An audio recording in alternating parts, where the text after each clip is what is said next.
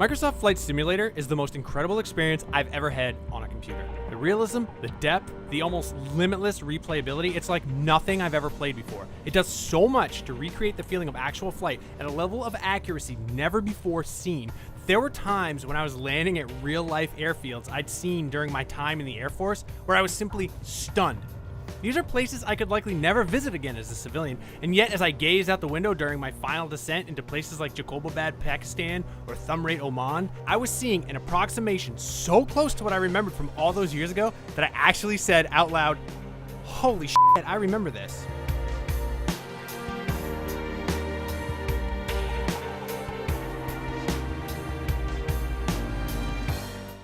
The base version of Microsoft Flight Simulator comes with 20 planes and 30 handcrafted airports. That may not sound like a ton of places to land, but the remaining 37,000 plus airports are generated using technology sufficiently advanced enough that, to my eye, it is indistinguishable from magic. The handcrafted airports, built from scans and real-world blueprints, are even more technically awe-inspiring. I've never seen anything close to this level of accuracy in a flight simulation before. What I really like is developer Asobo Studios expanded the selection of handcrafted recreations beyond just the major airports to include smaller, more remote airstrips.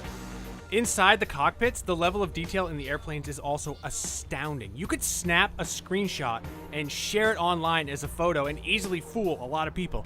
I know this because I did exactly that. Not only does it look picture perfect, it's completely accurate in functionality too. This is also the first game I've ever played where I downloaded a PDF manual from a real-world piece of equipment to reference during play, and it worked. It excites the absolute nerdiest parts of my core.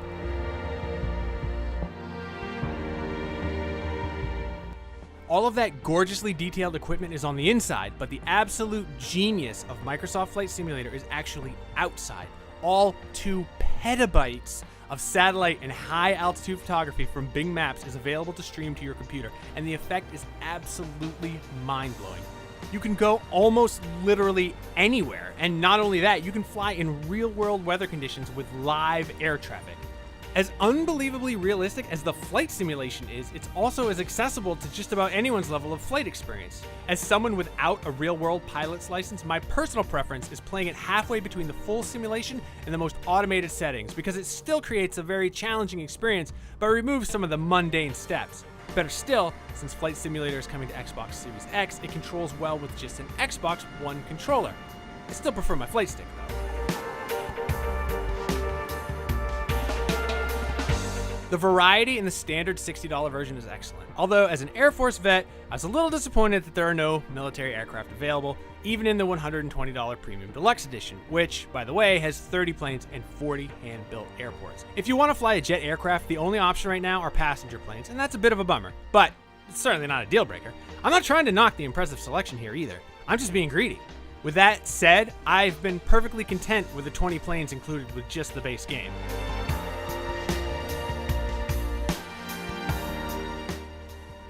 If you want to learn to take the training wheels off, there's a built-in flight school that puts you in the pilot seat of the Cessna 172, and it's great.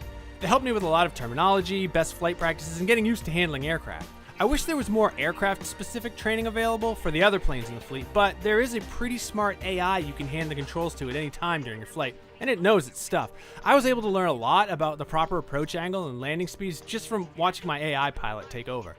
The act of flying free and exploring some far-flung corner of the Earth is more than enough to keep me entertained, but Flight Simulator adds some competitive elements like landing challenges. Your score is recorded and uploaded to the leaderboards, which really stokes the fires of my inner competitor. Will I ever top the leaderboards on these challenges? No.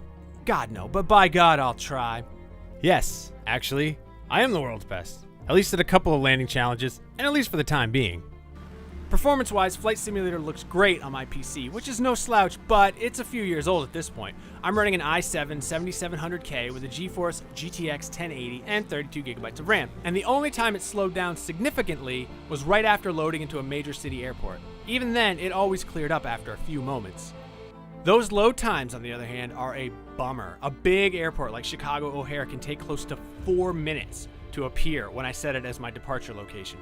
Personally, I don't mind the wait because it's barely a blip compared to how long I was just cruising in the air, but it's impossible to ignore.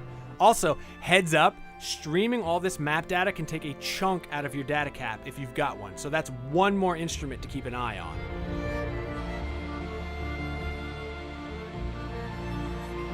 Microsoft Flight Simulator is legitimately incredible. It's difficult to fully describe how amazing it feels to jump into a plane and just fly to and from literally any place in the entire world. The base game's 20 included aircraft feel like more than enough for even hardcore aviation enthusiasts, and the ability to tailor the experience to whatever skill level you desire makes it suitable for anyone looking to fly the friendly skies from the comfort of their homes. The real-world mapping data, however, takes Flight Simulator from being just an impressive game to the most awe-inspiring and limitless simulation I've ever experienced, in spite of its less than stellar load times.